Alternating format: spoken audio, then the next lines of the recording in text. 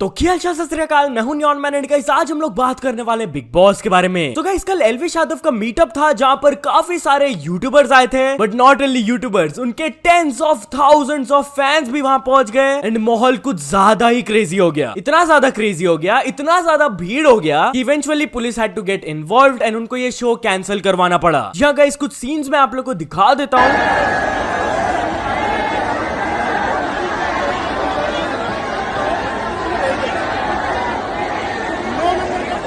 पूरब झा भी उधर गए थे, तो उसके बारे में बात करते हुए उन्होंने अपने इंस्टाग्राम में ये कहा था, भाई मतलब इतनी ज्यादा भीड़ आई हुई थी और अनकंट्रोलेबल, मतलब कोई बंदा कोऑर्डिनेट ही नहीं करना चाह रहा। पुलिस वाले आ गए, सब लोग। भाई मैं कल रात से मैंने सब कुछ प्रिपेयर किया था कि मुझे क्या करना है, क्या परफॉर्म करना है, कैसे आप लोगों के साथ मजे करने हैं, सब भाई सब बेकार हो गया। स्टेज तोड़ दिया भाई बंदों ने, मतलब लिटरली लाइट्स वाइट्स तोड़ दिए बंदों ने। भाई हम तुम लोगों के लिए आए थे यार, आ भी नहीं पाए, मिल भी नहीं पाए, हमारा इतना मन था, पता नहीं अब क्या होगा क्या नहीं। एलविश यादव के फ्रेंड लक्ष्य भी ये ट्वीट करके बोले, history created, over 100K people join to support Elvish Yadav, this is the power of system army, the real भाईचारा, thank you for all your love and support. अब मीटअप में तो उनको सपोर्ट मिला ही, but a couple of days ago कुछ Elvish Yadav fans अपना गाड़ी वगैरह निकाल के कुछ रैली किए थे इन सपोर्ट ऑफ हिम। अब अपेरेंटली ये वीडियो काफी ज्यादा वायरल जाने लगा था and according to some reports कुछ स्टंटबाजी वगैरह भी करी जा रही थी, तो इसके वजह से पुलिस ने 3 गाड़ी को सीज कर लिया था। But anyways guys, finale week is here and the final voting has started. जी हां, सब कुछ भूल जाओ यार पास्ट में जो भी हुआ, now this is the moment that matters. अभी का वोटिंग सबसे ज्यादा मैटर करता है, क्योंकि अभी इससे ही विजेता को चूज किया जाएगा। आप अपने फेवरेट कंटेस्टेंट के लिए वोट कर सकते हो जियो सिनेमा ऐप में जाके, बट हाँ एक पर्टिकुलर टर्म एंड कंडीशन है वोटिंग को लेकर, जिसके बारे में काफी सारे लोग बात कर रहे हैं। आपको पता होगा जियो सिनेमा ऐप में मल्टीपल वोटिंग करने का एक फीचर है, बट अगर हम लोग उनके वोटिंग के टर्म्स एंड कंडीशंस को ओपन करके देखेंगे तो यहाँ पर क्लियरली लिखा हुआ है कि according to the rules and regulations, the maximum number of votes one can cast for one housemate through one login ID is limited to 1 vote। मतलब कि एक login ID से आप एक कंटेस्टेंट के लिए एक ही वोट डाल सकते हो। बट यस, जियो सिनेमा वालों ने मल्टीपल वोट्स का फीचर दिया है, तो उसके पीछे भी शायद कुछ रीजन होगा। तो just to be on the safe side आप मल्टीपल आईडीज से वोटिंग तो कर ही सकते हो, बट मल्टीपल वोट्स भी करते रहना। ऐसा सिमिलर मैसेज ट्रिगर्ड इंसान भी अपने स्टोरी में दिए। ऑल्सो गाइस, कुछ लोग मुझे ये बता रहे हैं कि शायद एक आईडी से एक ही वोट अलाउ होने वाला है, तो उस केस में भी जो हम कर रहे हैं लाइक 10-10, 50-50 वोट तो वो हम डाल ही देते हैं।